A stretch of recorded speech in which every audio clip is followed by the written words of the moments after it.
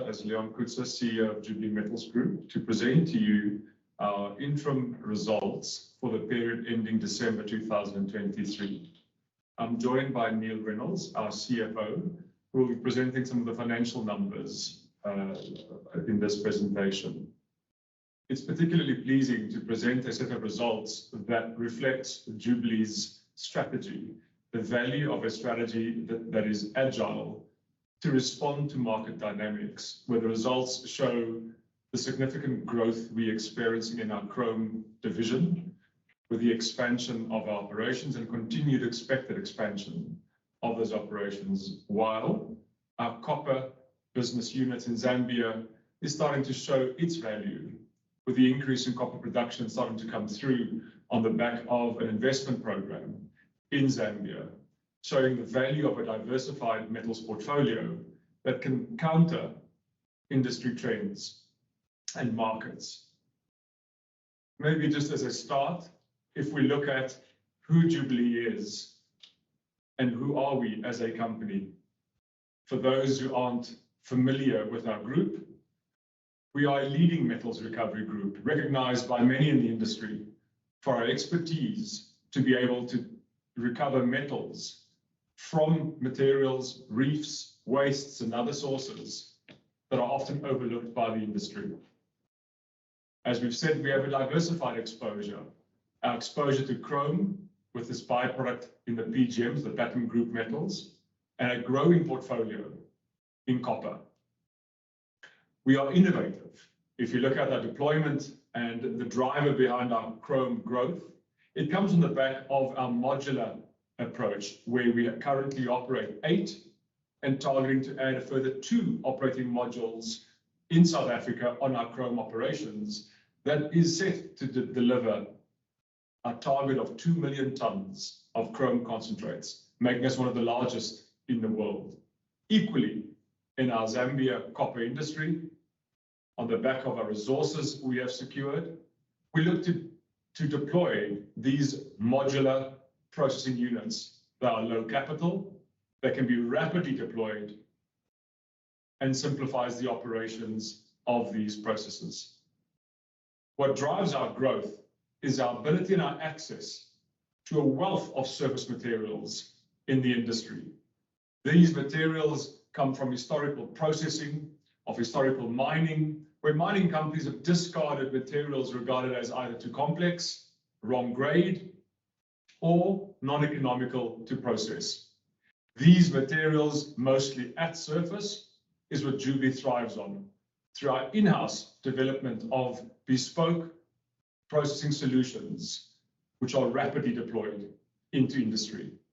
Of course, our success is underpinned by a highly experienced management team that's earned the respect in the industries that we operate in. Our business, we are listed on 2 stock exchanges, Johannesburg and London. We are a profitable, diversified, low-cost metal producer, particularly important in the volatile markets where we are, both diversified and low cost. As we've said, we unlock value out of reefs and materials overlooked by industry. If you look at our chrome operating unit, we're soon to be one of the largest, if not the largest, chrome concentrate producer in the world.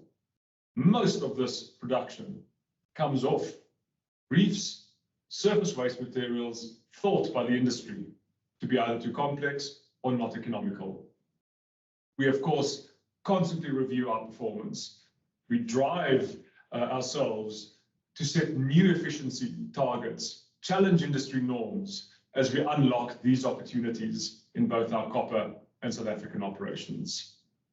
If we then look at our actual performance for the period, with our revenue sitting at £75 million, our EBITDA at 12, in a time showing both growth in revenue and earnings, when most of our peers are reporting reduction in revenues and significant reductions in earnings.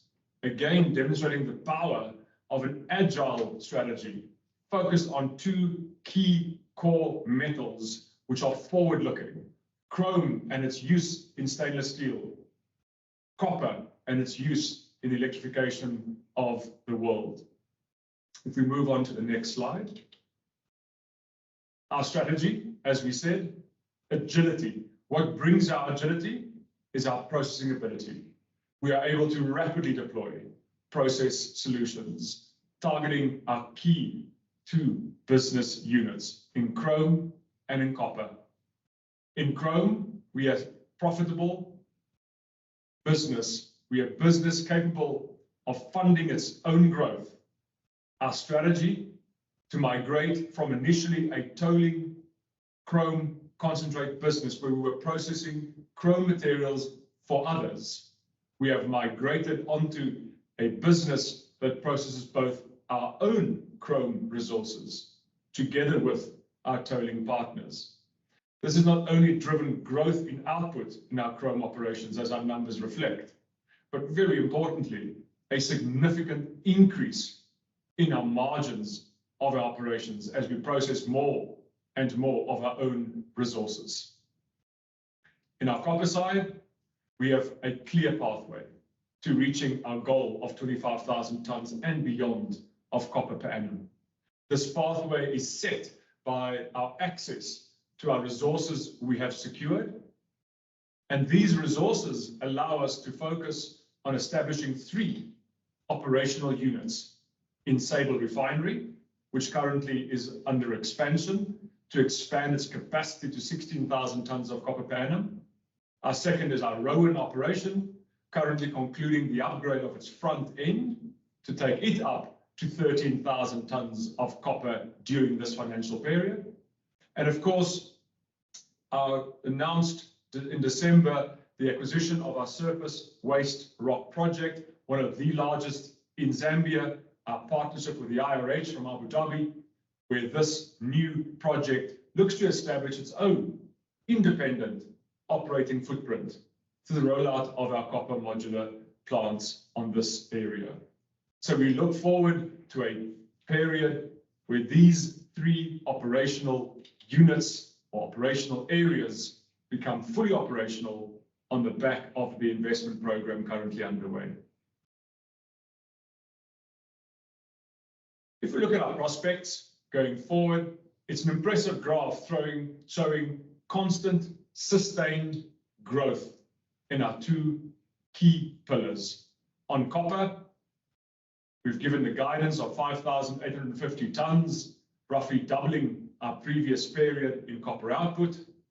This is driven by the expansion of our Rowan concentrator, where the front-end upgrade affords it the ability to process a multitude of feed sources simultaneously. If one extrapolates that expansion of Rowan together with our expansion of our Sable, we are set to achieve and exceed our target of 25,000 tons of copper. In chrome, we've given our guidance of 1.45 million tons of chrome concentrate for this financial period. Our results show that we're set to exceed even that growth target. And with the announced 2 further operating modules to be included at Tutsi, we are set to exceed our 2 million tons of target we've set for ourselves for chrome as a stretch target. Our PGM production, which is a byproduct from our chrome concentrate, we've remained steady at our 42,000 ounces, and we currently are reviewing whether, in fact, to engage and activate our partnership with Northern Platinum on the processing of our increasing PGM surface stock. Because as we increase our chrome production, we of course make more PGM feed material for our Platinum Group Metals Refinery.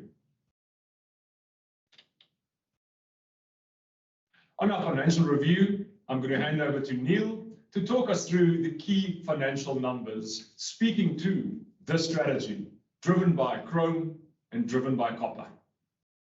Thanks, Phil. Good afternoon, good morning. As we start off, it's normally a good spot to look at our commodity prices that influence the business. As we look at the copper LME price, largely flat year on year, that is reflected into the average price received of $6,600 per ton, relatively consistent versus the prior year. What influences that number is the split between cathode and copper in concentrates. That split is approximately 50%, and that drives the delta between the LME price and the price that we actually receive. As we shift on to chrome concentrates on average, and this is a mix of both the own source material as well as our cornerstone fixed margin contract, we get $90 per ton. That's 36% up. And that's really commensurate with the average market price of 42% of chrome concentrate material. That's sitting at $291 a ton to date. If we look at the red marker on PGM basket, I think the industry is fully aware that we're in a challenging market.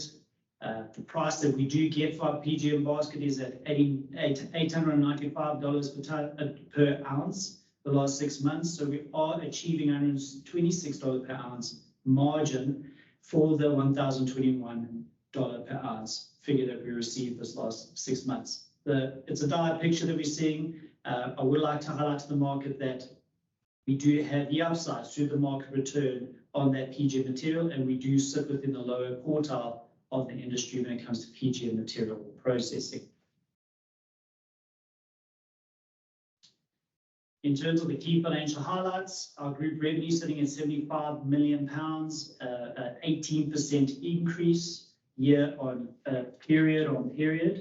That is made up of our copper production contributing £6 million. That's alone a 23% increase. Our chrome contributing £52 million. That's a 46% increase period on period. And our PGMs at £16.5 million. That's a 26% decline. If we go look at the revenue by product split in the current period, you can see that our chrome contributions increased to 70% from 56%. That's the growth profile and expansion into chrome that you're seeing. You should see that market move a little bit more. Our PGMs have reduced with the chrome increasing as well as the price retraction, and our copper remains relatively stable.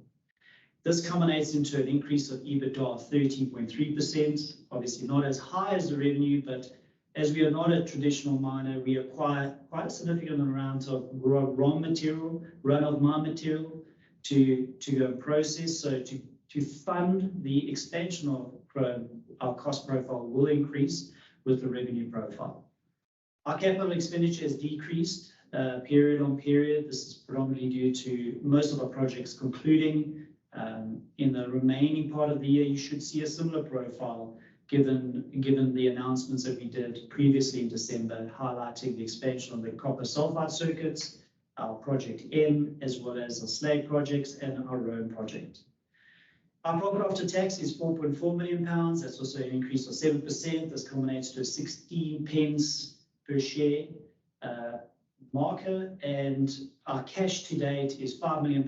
That's a decrease from our year end of June 2023. Our cash profile, we have funded our capex out of our opening balance, but I would like to highlight to the market that we did on the 4th of January raise £13 million at 5.5 pence, and that comes through in the post balance sheet period.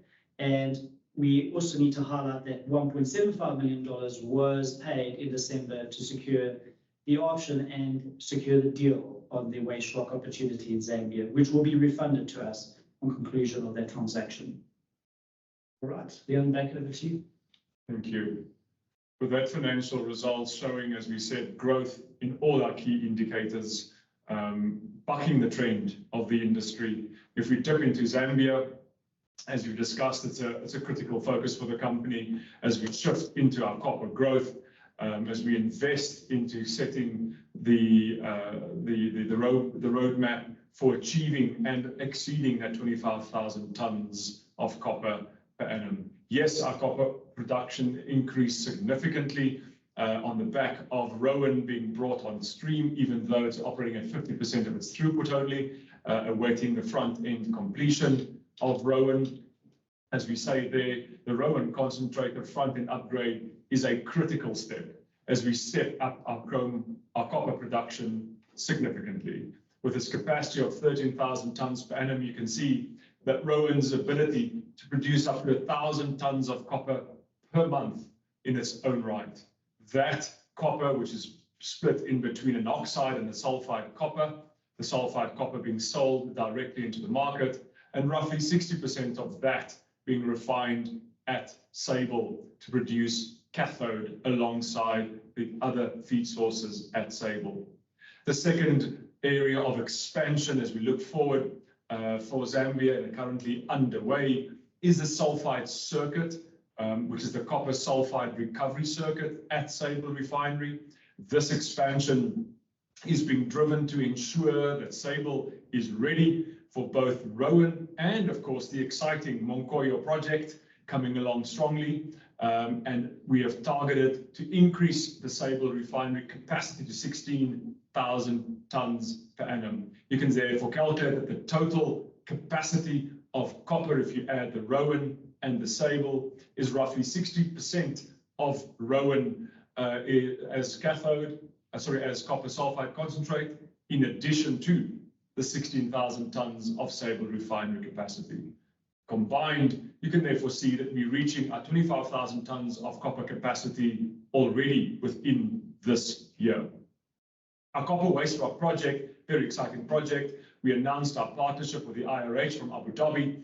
IRH is also the company who has recently announced the completion of their transaction to acquire Mopani Copper Mines in Zambia, one of the largest copper producing mines and refinery in Zambia. On the back of that project, we have completed the resource review and definition and are currently completing the designs of our modular plants to be implemented onto this project. The modular plants are a replica of what is going into Rowan's front end, and therefore it's a tested and tried method of ensuring we are able to take a waste rock project and upgrade that copper significantly prior to extracting the copper through a chemical process. As we say in the slide, the past year and looking forward for Zambia is a company that is now set to deliver its expansion on copper. Our investment is coming to fruition, as Neil spoke of earlier. Our capital expenditure is dropping significantly on the copper waste rock project as part of that joint venture agreement. IRH will be our funding partner to the deployment of those modular plants. And with Rowan coming to the end of its investment cycle, we can foresee a significantly lowered capital investment program lying ahead of us as we now deliver these projects towards the 25,000 tons of copper.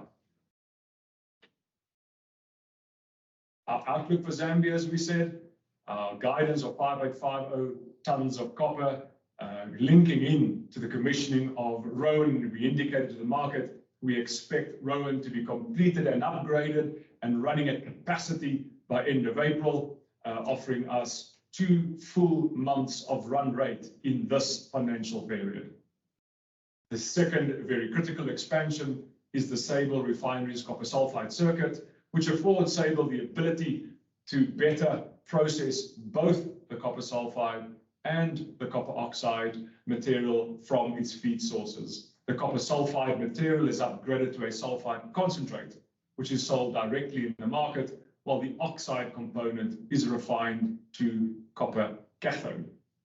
Project Monkoyo is a very exciting project. It is one of what we expect many examples of these type of projects to follow, as JUBILEE demonstrates not only to Zambia but to the industry how we take small-scale mining at surface with its surface materials and turn it into a viable operation, exactly replicating our success in the chrome industry in South Africa. Monkoyo project, as part of the development of this project, we've processed to date nearly 80,000 tons of sampled material to confirm the process dynamics, the process circuit, and links in to the expansion of the Sable Refinery copper sulfide circuit. Monkoyo has been flown. We've done the topographies, we've done the aeromags of this area. It confirms the exceptionally large copper anomaly at surface and currently is undergoing trenching as we prepare to open this copper material, with first production at scale expected towards the end of this calendar year. Monkoy itself has the ability to not only fill Sable, but to fill Sable for a very long time. The other project, which of course is on our horizon and currently being driven really hard, is our waste rock project, where we enjoy a fully funded position with our partners in the IRH, where we look to deploy up to 3 to 4 processing modules at this site alone. Our strategic goal to expand operations to exceed our 25,000 tons initial target for Zambia is well in our reach as we pursue that over the coming period. If we then dip into South Africa, South Africa is a foundation of our group. It's where we formed our company and our expertise. If we dip into those results, in South Africa, again, chrome delivers. Yet again, expanding 4th year in a row, our chrome operations. Quite an impressive number of 718,000 or 720,000 tons roughly of chrome concentrate in a 6-month period. Particularly impressive if you dial the clock back to 2019, where we made 40,000 tons for a full 12-month period. It gives you the sense of the ability to rapidly expand on the back of a modular plant rollout. We have not stopped at this level. We've already announced that we are looking at the implementation of 2 further chrome operating modules on our Tutsi project. Once implemented, those 2 modules will take our operational capacity to 2 million tons of chrome concentrate per annum. The benefit of the chrome operation, of course, is the PGM byproducts. And as much as Neil has indicated that the PGM markets are depressed, metal prices have come off sharply, we're fortunate that we benefit from PGM as a byproduct from our chrome operations. And therefore, our PGM operations enjoy that subsidized position where the material that is fed to them comes as a byproduct from our chrome operations, where the chrome has been removed prior to refining the platinum group metals. Critically, on the right in those tables, you'll note the significant increase in our chrome margin per ton. As we predicted, as we moved into our own resources, processing our own chrome, that our margin would grow significantly beyond the margin received from purely tolling chrome for other companies.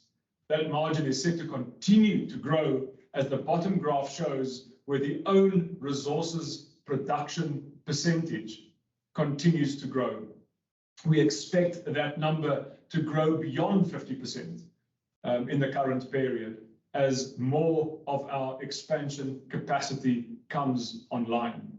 PGM production remains stable and on target to meet its guidance. And as expected, the margin of PGMs have come down. What should be noted in the PGM market margin is for the past 6 months, we had a cyclical period where we processed a particularly low recoverable platinum group metals feed, as the chrome producing this byproduct of our PGM was sourced from very shallow material, and traditionally your PGM recoverability reduces the shallower the chrome material is because of the oxidation nature of platinum group metals. We therefore expect that margin to grow even at current prices during the current 6-month period. We go on to the next one.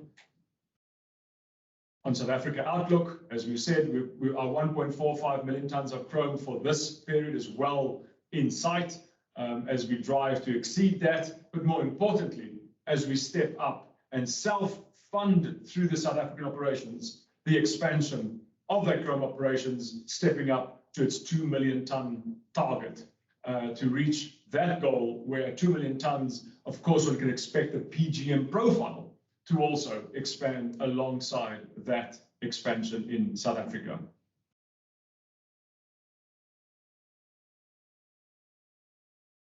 Looking ahead, I think we've touched on it during the presentation.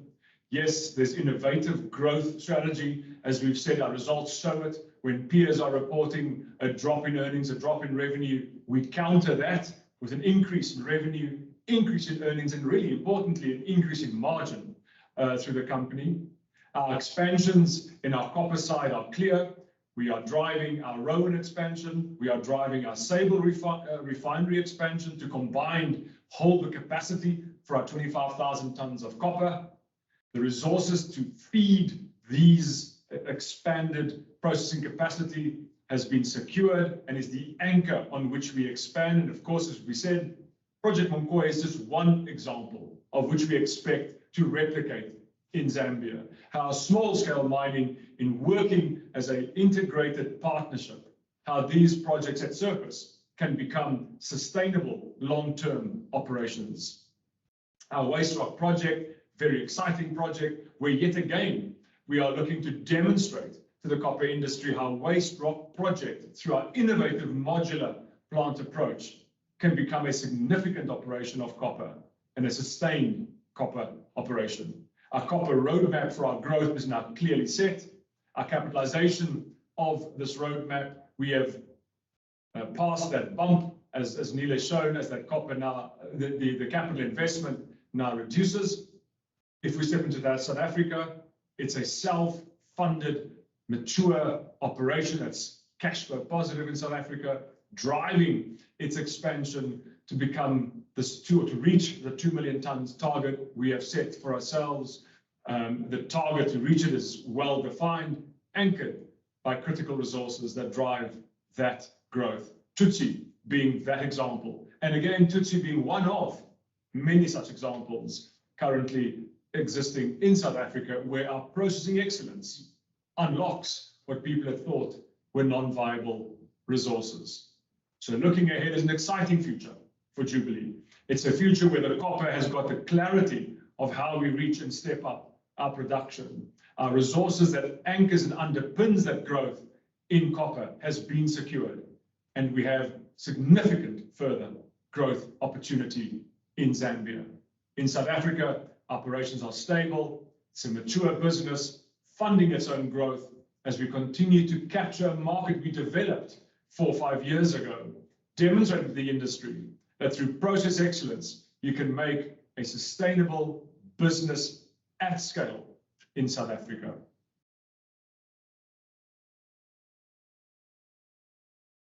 Just some corporate information, and that concludes our presentation today.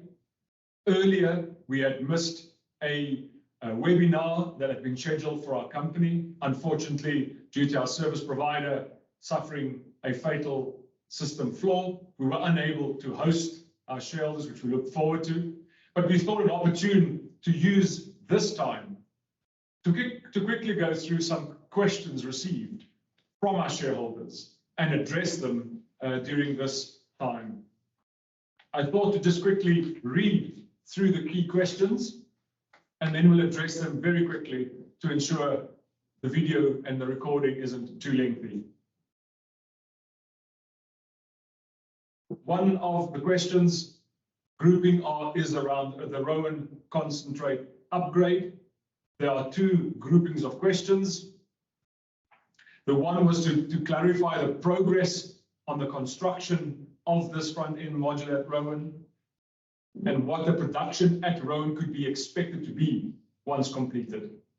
As we've announced, the construction and manufacturing of this front-end module upgrade has been completed, which is being shipped to Zambia, ready for assembly in Zambia, as we target to ramp that operation up by end of April.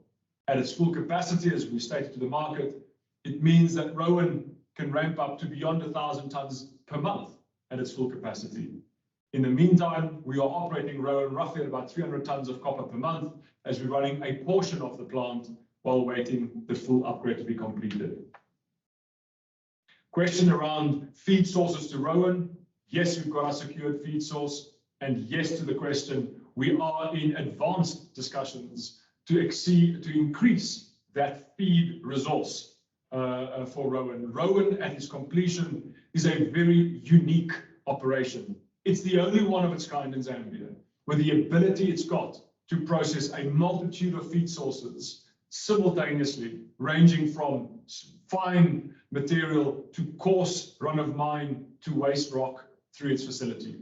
It positions itself very strategically to secure and grow that material feed source. The next grouping of questions is around Sable, and it's there to clarify the 16,000 tons capacity, to explain that 16,000 tons capacity mainly refers to roughly a 12,000 ton cathode capacity and a 4,000 tons of copper sulfide concentrate capacity. The other grouping around Sable is at what stage will we release more information on the Munkoyo project, which is such an exciting development for that region. We are currently, as the rainy season in Zambia is subsiding, we have recommenced the trenching of that large resource, and we look forward in the coming months before the financial close to bring out the data of why this Munkoyo project is so exciting, and importantly, how many more such Munkoyo projects are in the region that we are engaging with. It's an extremely exciting development within Zambia, and is enjoying the focus not only of the industry, but also of the Zambian government. The next grouping is around, of course, our IRH JV. There were questions around the IRH JV and linking into the Mopani transaction recently announced and how that affects the IRH focus. I think it's fair to comment, or fair to assume, that the IRH's focus on completing the Mopani transaction took priority in their focus. That is completed. On the back of that priority, Jubilee certainly is a key priority in their expansion of their operations through our joint venture on our waste rock project, plus, of course, the Mufulira slag project. We are partnering with Mopani. It offers copper concentrated materials to further expand and utilize the capacity at the Mopani refinery. So there's a strong strategic benefit to both parties in accelerating the implementation of those projects. The Mopani slag project has been kicked off in full force. Our engineering teams are at Mopani. We've got a working group established. The definition of the slag is nearing completion, and in parallel, the process development work is happening. We expect to bring news out of the Mufulira slag project that educates more on the size of the project, the short-term expected investment into that refinery with IRH and Mopani, to bring that out in the coming months as that project now gets its focus with the new ownership of Mopani completed. There was a news flow out earlier this week on Chambishi and speculating on Jubilee's acquisition of the Chambishi refinery. We're not in a position, or nor do we intend to stir the rumor or comment too much on that announcement made outside of Jubilee, other than to say that we fully recognize that Chambishi is a great refining infrastructure. And of course, as Jubilee, we'll be looking at numerous options on expanding refining capacity in line with our expansion of our copper footprint. Stepping into South Africa, there are questions around our chrome expansion. To clarify, yes, our chrome modules are at 50,000 tons a module. It's a blueprint design perfected over the last 8 modules we've implemented in South Africa. And yes, we target to deploy another 2 modules at minimum in the coming year as we expand our operations by deploying more of these modules. Important to note, because they're modular, it means that in that module it comes with its own power backup system to ensure that they also are able to operate during the current power crisis in South Africa. Maybe just quickly then, as the last couple of minutes before we conclude, I'll hand back to Neil on some key financial questions raised by shareholders. Okay, thank you. One of the questions was, why is Jubilee's current assets and current liabilities consistently high? So as I highlighted previously, in the presentations that we're not a traditional miner, so we will acquire run-of-mine material within our working capital cycle and also ensure that we're smart about funding that prior to acquiring it. So that is the reason for the higher working capital number with assets and liabilities. You will notice that in the current period that our revolving credit facility sits within current liabilities. As we refinance that by the middle of April, that will then revert back to a split predominantly in non-current assets. Right. We have a question around the 28 million loss on translation of foreign subsidiaries. For the more technical accountants out there, that is a book entry associated with IAS 21, which deals with how we translate functional currencies or the local currencies in Zambia and South Africa into pounds as a result of the rand to pound depreciating by 13% and the kwacha to pound by 50%. That drives that book entry when you go and translate them at their closing rates. So it's purely a book entry. It flows through our equity and then gets reported under comprehensive financial income. Okay. One of the questions was our cash is tied up both in current and non-current inventory. I think I did deal with that now previously in the prior question, but I'd also like to highlight if we constantly review any material sitting on under non-current assets to see if we can realize value. We have a question of what type of CapEx should we see in the remainder of the financial year. I did highlight in the presentation that we could see a similar profile given the expansionary projects that we're undertaking both in Tutsi, in South Africa, as well as in Zambia. Okay, now that one of the questions, now that Jubilee is now cash positive and the current capital investment is nearing completion, how will future new projects be funded? Will it be equity raises or via bank and investor loans? I'd just like to highlight that our immediate expansions like Tutsi, the capital expenditure itself has got sufficient cash flows to fund its own $12 million increase in CapEx through its own cash flows. I would like to highlight we do then fund the working capital, the run-of-mine purchases with prepayments and off-taker facilities to go and fund that working capital cycle. And then the rest is we've just recently done a cap raise. So we're well funded, both from a CapEx perspective and working capital aspect. And then if we had to go and look at any new transaction, each one is reviewed on its own merits. Obviously, the more attractive the transaction, the more attractive debt is. But we do deal in difficult areas and challenging areas. So, a certain perspective on how we mix the ratio between equity and debt is constantly reviewed by ourselves as well as the board. Okay, the other one is when we'll be issuing a dividend policy. I think as you can see, we're in a growth phase right now. As that CapEx winds down into a lower cycle and we start seeing the benefits of the return on those investments, in likely CapEx life period over the next 2 years, we'll then start reassessing how do we look at a dividend policy. Would you consider a reverse stock split? So in other words, a share consolidation. We are consistently reviewing our share capital and how we report that. It is something that we have actually discussed even at a board level. It's just a matter of deciding the timing of such an event as well as the requisite shareholder approvals, but it is something that we are looking at. Thank you, Neil. I think just as a last question, which is quite a pertinent question before we conclude, is a production question about when do we give guidance of 2025 lying ahead, because so many expansion projects are underway. The short answer is we are reviewing as soon as we have the numbers coming through our upgrade of Rowan and its operational capacity increase as expected by end of April. We would be in a position to also look at the progress made on our copper sulfide expansion at Sable, as well as the expansion of our chrome 2 modules. We therefore expect to be in a position towards May of this year to give better guidance for the coming year that lies ahead. As you can recognize, it's an exciting year. It's a vitally important year as both the copper comes to fruition and the expansion of our chrome towards its 2 million tons is expected to come to fruition. And with that, I would like to close. Thank you for taking the time to listening to us and listening to our presentation. And we hope to host you on a live webinar soon. Thank you.